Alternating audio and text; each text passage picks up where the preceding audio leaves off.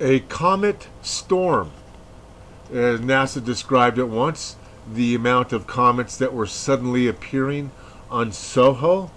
People say that the increase in comet detections is due to improved monitoring and improved surveillance, but when you have an instrument like SOHO that's nothing's changed on it in the last 30 years, you haven't gone up and put a new mirror on that satellite, and all of a sudden that satellite sees 10, 20-fold increase in comets, that's an increase in comets. And then you would look at your fireballs, and the fireballs are going up too. Sonic booms, breaking the sound barrier, actual impacts, all going up, that you would have to predict.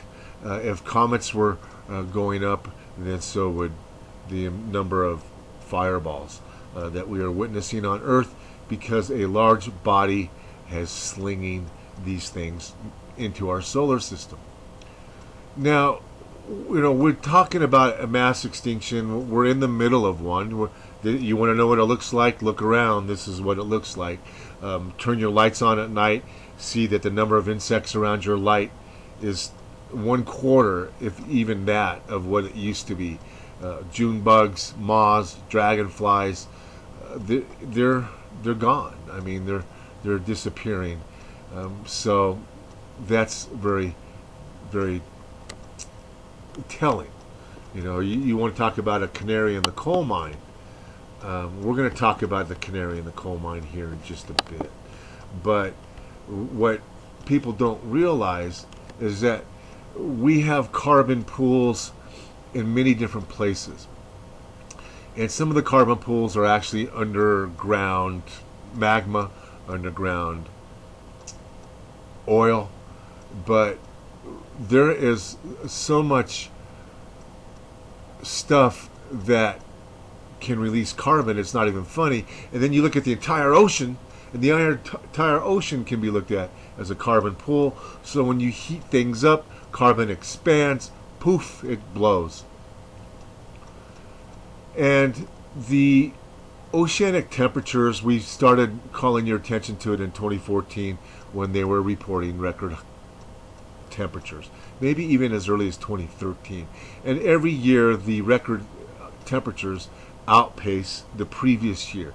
Something is heating the ocean, and it's not that easy to heat all your oceans. It's not that easy. So, that reeks of solar radiation. And then the shallower oceans are even heating faster. Your bays, your inlets, your tidal pools. Well, put a big bowl in the microwave and then put a cup in the microwave, and which body of water heated the fastest? It would be this smaller body of water. So, I mean, everywhere you look, no matter what you look at, you can see what's happening. Now, this graph has been skewed. First of all, it's billion-dollar disaster events, and you can see they're going through the ceiling. They include wildfires in here. It doesn't look like wildfires are any worse, but how do you price out the loss of a pine tree? So the droughts, they're getting worse, but this doesn't reflect that. But what it does reflect is the increase in severe storms and the monetary damage that we're seeing. Tell me we're not in the midst of a mass extinction. Our ultraviolet, you guys have heard me say this a dozen times. I know you're sick of hearing it, but people refer these videos to families because they want them to come on board with preparation. In 2004, they raised the ultraviolet index from a maximum of 10 to a maximum of 11 and above. There is no upper limit on this now. So if 10 was dangerous to you back in 2004, what the heck is 16 and 17? That is deadly. That is deadly ultraviolet.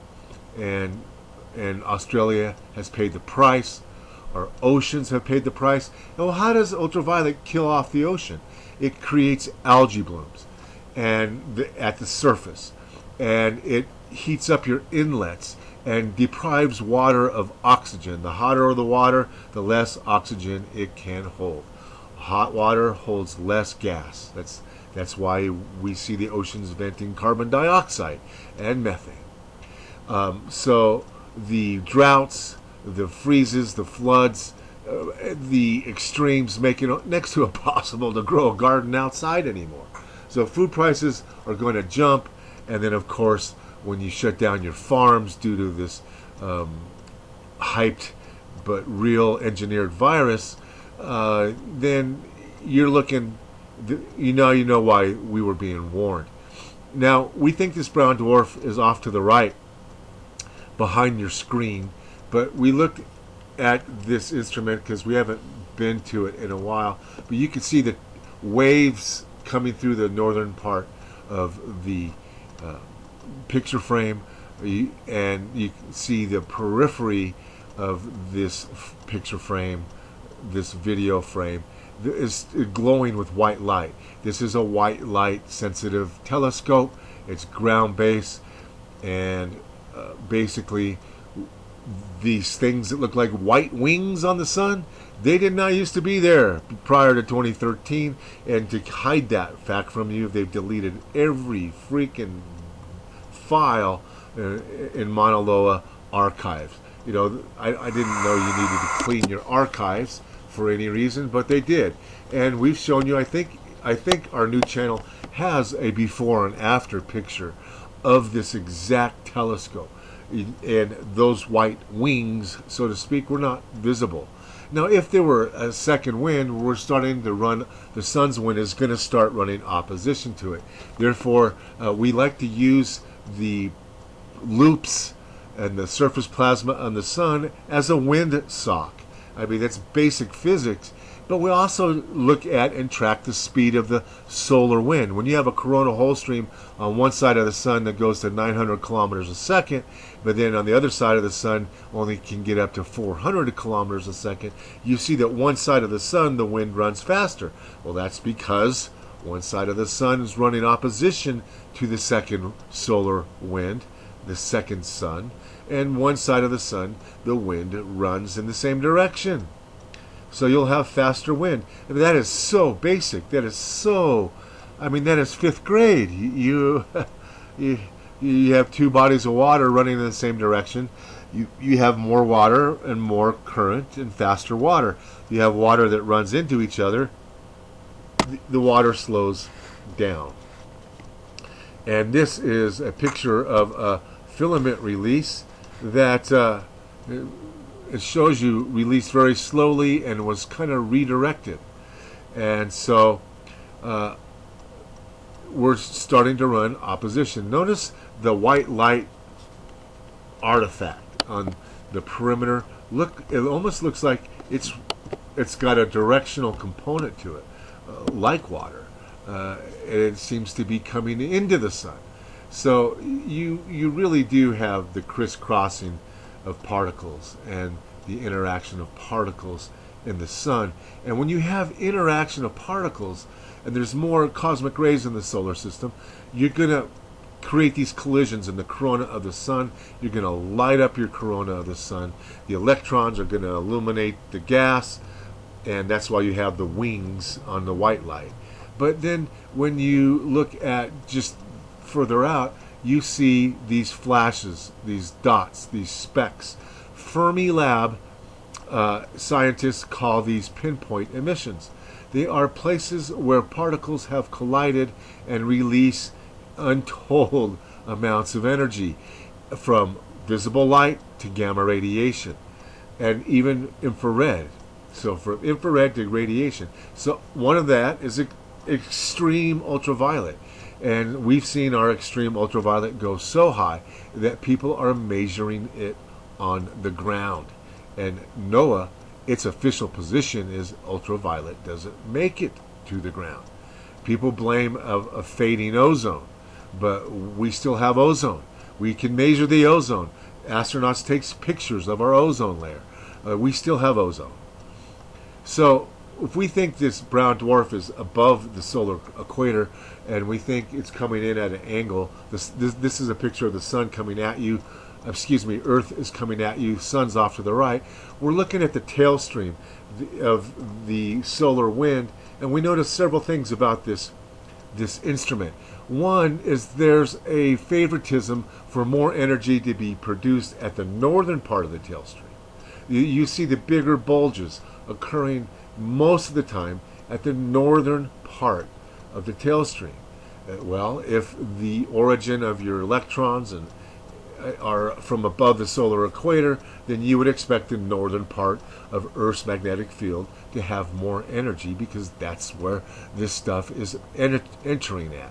The other thing is we're seeing compressions, and these compressions of the magnetosphere down to 10, 11, 12 Earth radii are symptoms of the neutral helium.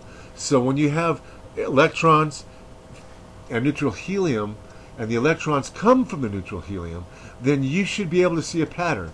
You should see these spherical teardrop ejections coming in pairs, followed by a wave, a measurable wave of particles. Usually, when the wave of particles comes through, it creases the magnetosphere and produces a V shape to your tailstream. When the electrons eject, they create a teardrop or a ball shape. The more electrons, the bigger the ball. Generally, we're seeing these balls that are ejecting right in front of you, creating this swirling appearance of the magnetic field lines. Generally, they're coming in pairs, not always, but in pairs. And so, and usually the larger ball precedes the smaller ball. So helium-4 runs faster, should get here quicker. Helium-3 runs slower, it should get here slower. And the helium-4 ball should be bigger than the helium-3 ball. But that's not saying that helium creates those balls. It's the electrons coming off that helium that creates these little swirling balls. Now this one's even better. Looking down on the solar system, you can see those teardrops or balls being ejected into the tailstream, usually coming in pairs. Usually the larger one comes first, followed by a smaller one, and then followed by a wave of particles that carry with it a V shape. There it is. So you just saw two balls and then a V shape, and then another V shape. So what you're seeing is your electrons are coming from the helium. The helium that runs the fastest is helium-4. The helium that runs the slowest is helium-3.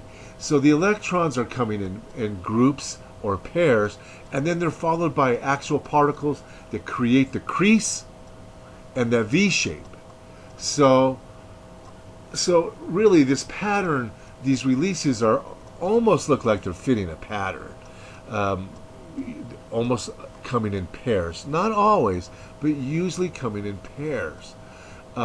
So that's telling you we're not seeing protons, we're seeing electrons with helium. So, and we know where the protons are gone right now.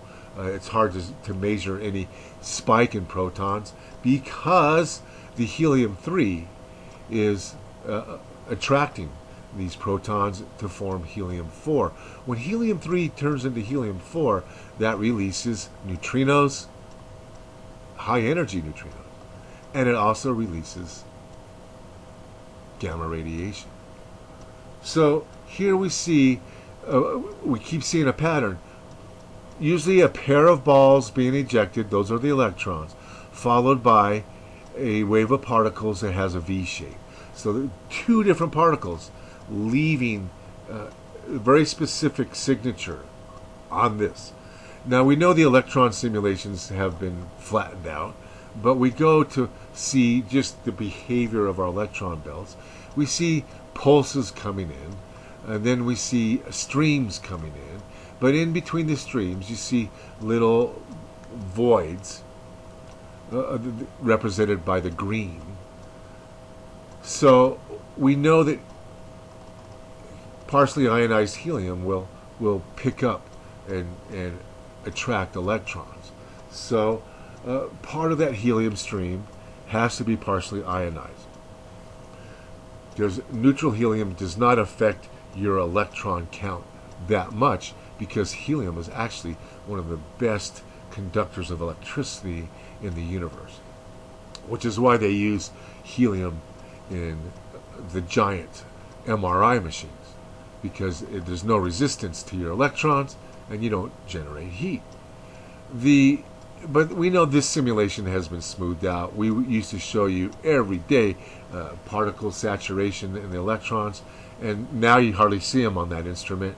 So it makes you wonder, when we're seeing symptoms of high electrons, why that instrument doesn't pick them up. Now, the increase in storms is incredible, and these people are in trouble. This is not even a hurricane. This is a tropical storm. But the storm surge you see is just going to wreak havoc with this house, and it's not even reached its peak yet. Now, the increase in storms is to be predicted. You have hotter oceans, you're going to have more storms. That's just basic weather. Over the Yucatan Peninsula, we see a storm strengthen over landfall. That's kind of unusual, but we do see thunderstorms pop up over land, but this is on the coast of the Yucatan. But then further south and east, we see a hurricane. Do not be surprised if that hurricane at the bottom of your screen turns into a Category 4 or Category 5, ends up in the Gulf of Mexico. Don't be surprised if it hits Mississippi, Louisiana, but it might turn around and hit the Panhandle. But we'll see. We'll see if that flow attracts it. Again, I wanted to show you this. It looks like there's waves coming through the northern part of the sun's corona, and again, we think that's due to the second source of particles. Now, we talked about how Io had more volcanism on it, mimicking what Earth is doing. Earth has more volcanism. Anybody who's ever tracked volcanoes know there's more volcanism. Go to Volcano Discovery. Look at all the volcanoes around New Guinea. They have all the eruption histories. You'll see ones that took eruptions every 5 or 6 years are now classified as ongoing or intermittent. But Io, yes, we photographed unprecedented activity from Io, volcanic activity, a known volcanic body, a moon of Jupiter's, but also Enceladus, the one of the moons around Saturn, has water plumes that are epic. So what does this mean? It means you gotta protect yourself from the radiation. We used to make radiation panels on the old site before the site got sabotaged and before Karen took an antidepressant and went crazy and left. It totally destroyed everything we were doing. But basically, you can get a Mylar bag that's insulated for $1 or $2. You can cut yourself bubble wrapped Mylar with that's a bubble wrap with Mylar plating on it. It's called reflective barrier. Comes in rolls. You can cut 2, 3, 4 slices off. Put those inside that Mylar bag. Hang that Mylar bag in your windows. You can go online and buy them in different colors if you don't like, the design. You can buy them in really nice colors. But, you're going to spend about $4 to make one of those. But, I highly recommend that reflective barrier that comes in rolls, because that you put in your windows. Any window that you sleep next to should have insulation on it. There's no way you can get away without this affecting you, especially if you're over 45 or 50.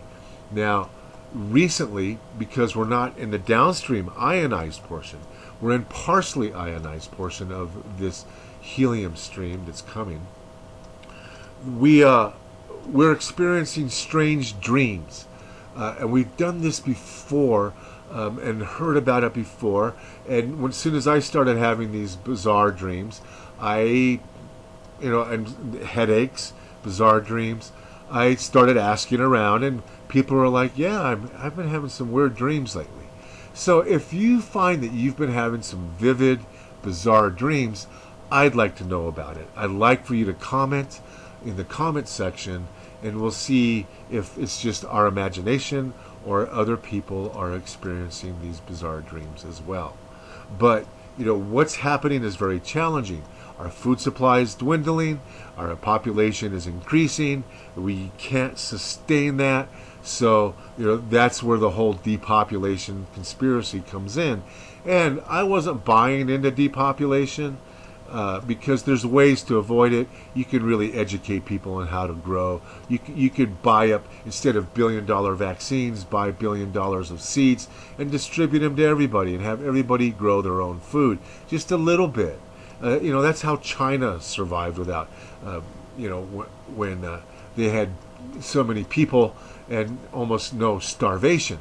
So you have to do something as a nation that's uniform. But it seems like we're not wanted on the life raft, so to speak. Some of us are going to get kicked off the island.